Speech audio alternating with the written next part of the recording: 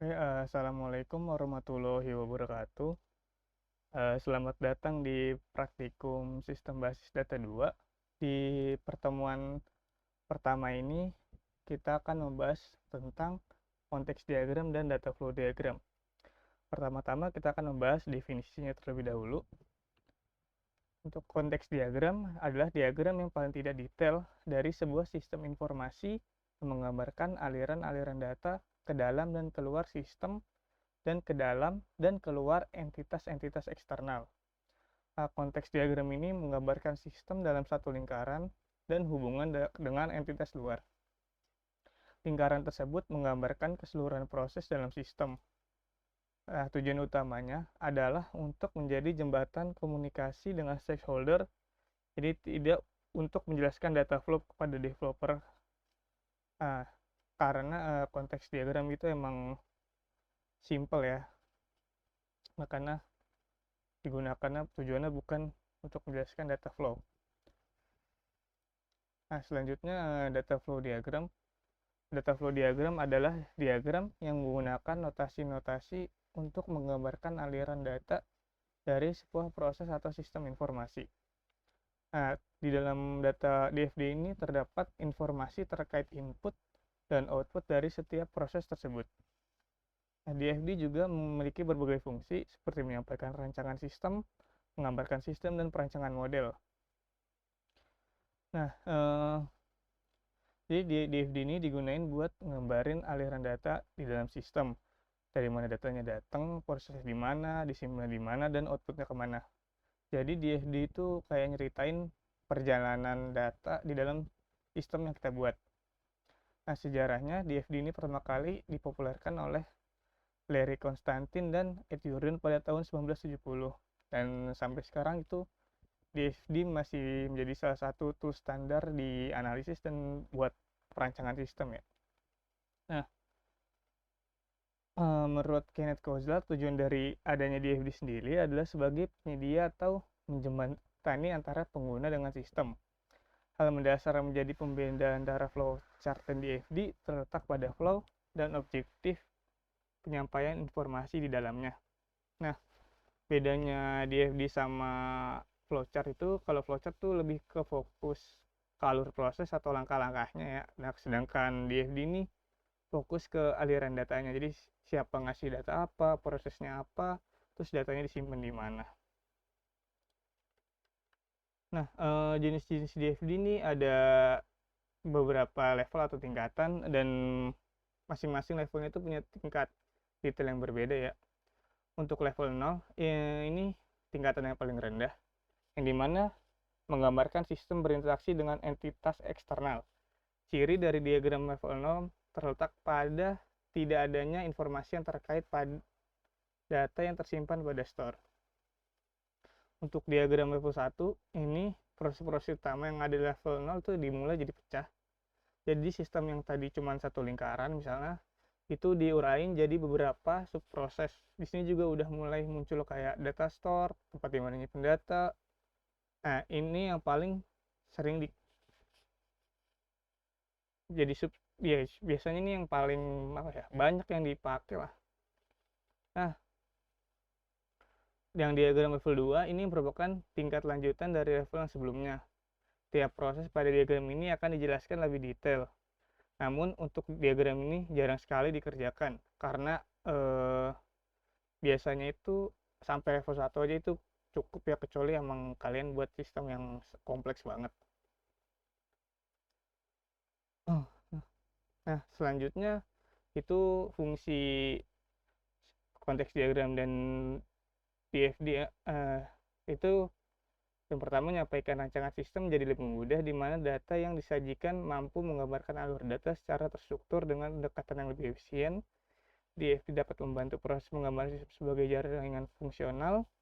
Dari diagram ini juga dapat membantu rancangan model baru dengan menekankan pada fungsi sistem tertentu dan lain-lain. Ini juga ada perbedaan konteks diagram dan DFD. Selanjutnya itu komponen dan simbol dari konteks diagram dan data flow diagram. Pertama kita bahas dulu di konteks diagram. Di konteks diagram itu ada 3 komponen utama ya. Pertama itu proses yang bentuknya lingkaran. Nah, proses dilambangkan dengan lingkaran biasanya di dalam konteks bukan biasanya sih, emang di dalam konteks diagram itu cuma dari satu lingkaran. Nah, satu lingkaran ini tuh mempresentasikan keseluruhan sistem yang sedang kita buat itu atau kalian buat. Nah, di dalamnya tuh biasanya ditulis nama sistemnya. Nah, untuk yang bentuk persegi panjang ini atau terminator, nah terminator ini adalah entitas eksternal. Nah, bisa orang, organisasi, atau sistem lain yang ada di luar sistem kita tapi berinteraksi dengannya. Misalnya nih, kalian ada sistem kampus lah, kan pasti ada yang berinteraksinya itu dengan ada mahasiswa, admin, dosen, dan sebagainya. Nah, mereka ada di luar lingkaran tapi punya hubungan sama sistem. Dan sedangkan yang terakhir, tanda panah, anak panah ini data flow. Nah, ini tuh aliran datanya. Data flow atau aliran data, simbol ini ditandai dengan bentuk anak panah. Data flow menunjukkan data informasi yang mengalir dari satu pihak ke sistem dan sebaliknya. Misalnya, panah dari misalnya mahasiswa ke sistem, misalnya sistemnya tuh data KRS. Nah, jadi kan artinya tuh mahasiswa kasih data KRS ke sistem. Nah, selanjutnya untuk data flow diagram, kalau di DFD itu komponennya ada 4, lebih banyak dari konteks diagram karena DFD kan lebih detail. Yang pertama proses, nah ini sama kayak konteks diagram, itu biasa digambar pakai lingkaran, oval, atau persegi panjang. Nah, bedanya di DFD ini bisa ada banyak proses dan masing-masing proses itu punya nomor. Misalnya proses ini ngolah input jadi output. Nah, selanjutnya itu ada external entity. Nah, sama kayak terminator di konteks diagram tadi, ini tuh mempresentasikan pihak luar sistem. Itu bisa individu, divisi, atau sistem lainnya. Nah, selanjutnya itu ada data flow. Ini sesuai namanya, ini arus data yang mengalir antara terminator, proses, dan nanti ada data store. Nah, data store ini file untuk menyimpan data yang digunakan untuk proses selanjutnya, sama seperti database. Jadi aliran data tuh gambarinnya pakai anak panah ya, kayak data store itu yang beda dari konteks diagram tuh di DFT ada data store. Nah, data store itu ada tempat penyimpanan data, bisa berupa file, database, atau catatan manual. Nah, ini simbol-simbol dari DFD, yaitu ada persegi panjang ini untuk extra entity, ini proses, data store, ini data flow-nya, tanda panah. Nah, ini langkah-langkah pembuatan konteks diagram dan data flow diagram. Pertama, untuk pembuatan konteks diagram itu, pertama kita harus mengidentifikasi terlebih dulu dua hal, yaitu entitas eksternal dan aliran datanya. Nah, kedua, identitas arus data itu ada di dalam sistem. Ketiga, identitas arus data dari entitas eksternal. Keempat itu gambar dan beri label untuk semua proses yang mewakili pekerjaan dalam sistem. Kelima itu gambar dan beri label pada setiap entitas yang berhubung dalam sistem. Keenam, tambahkan aliran data yang mewakili perpindahan data antar proses maupun entitas. Nah, ini contoh konteks diagram sistem informasi perpustakaan ya. Jadi misalnya anggota pertama kan dia kalau mau minjem ngasih KTM dulu tuh sama data anggotanya. Nanti otomatis si sistem ini bakal ngelaporin ke kepala perpustakaan. Nah, ntar habis itu baru ngasih tuh kartu anggota sama data buku dan seterusnya. Nah, untuk data flow diagram yang level 0 itu pertama ini identifikasi terlebih dahulu semua entitas, sama kayak mirip konteks diagram lah. Yang kedua itu identifikasi semua input dan output yang terlibat dengan entitas luar. Kemudian setiap data store tuh harus saling terhubung dengan setidaknya satu input dan satu output. agar dapat menyimpan data yang masuk menuju sistem. Nah, lalu tentukan letak posisi prosesnya, lalu kita 5 buat diagram konteks.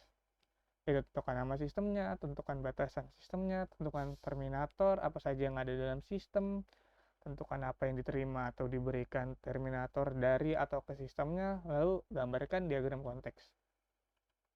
Lalu baru buat diagram levelnya, yaitu bentukan proses utama yang ada pada sistem, lalu tentuin apa yang diberikan masing-masing proses ke atau dari sistem sambil memperhatikan konsep persimbangan. Alur data yang keluar atau masuk dari suatu level harus sama dengan alur data yang masuk atau keluar pada level berikutnya. Terus apabila diperlukan, munculkan data store master sebagai sumber maupun tujuan alur data. Lalu langkah berikutnya menggambarkan diagram level zero, lalu menghindari perpotongan arus data, lalu beri nomor pada proses utama.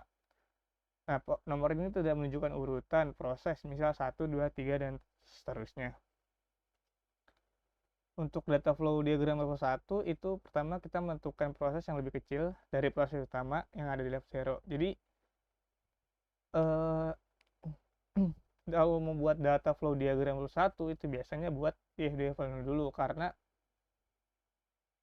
hitungannya ditambahin lah, kayak upgrade-nya. Nah, kita memecah proses utama dari level 0 menjadi subproses yang lebih kecil. Misalnya terus beri nomor pada setiap subproses dengan format seperti misalnya 1.1, 1.2, 1.3, dan seterusnya.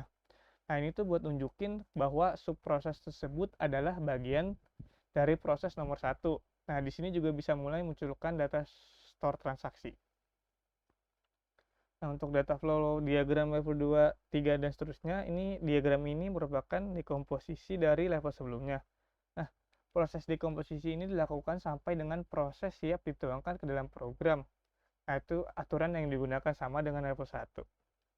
Dan ini contoh data flow diagram ya.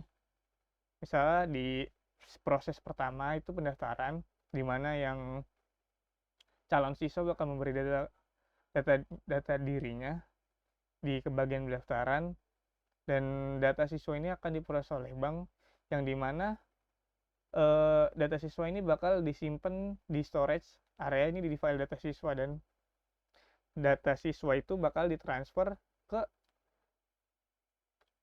tes seleksi, yang dimana sebelumnya itu banknya itu sudah, setelah ngasih formulir ya, kira-kira begitulah data flow diagram.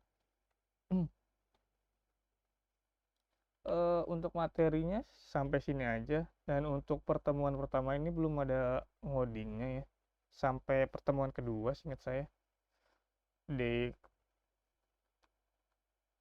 pertemuan minggu depan tuh masih diagram juga kalau nggak salah. Untuk activity-nya itu nanti kalian bakal buat konteks diagram, data flow diagram level 0, data flow diagram level 1 berdasarkan studi kasus yang udah ada di bagian activity ya. Nanti tinggal kalian kerjain aja. Itu kalian bebas mau buat diagramnya pakai apa aja, draw.io, atau kalian mau buat manual di Word, terserah, bebas. Yang penting kerjain. Lalu untuk LA-nya itu juga tinggal kalian jelasin tuh dari activity-nya. Kalian jelasin alurnya gimana, prosesnya gimana, terus hubungan antara proses sama bagian-bagian yang lainnya tuh apa. Tinggal kalian jelasin gitu aja. Jadi sekian pertemuan kali ini. Kurang lebihnya mohon maaf. Terima kasih. Assalamualaikum warahmatullahi wabarakatuh.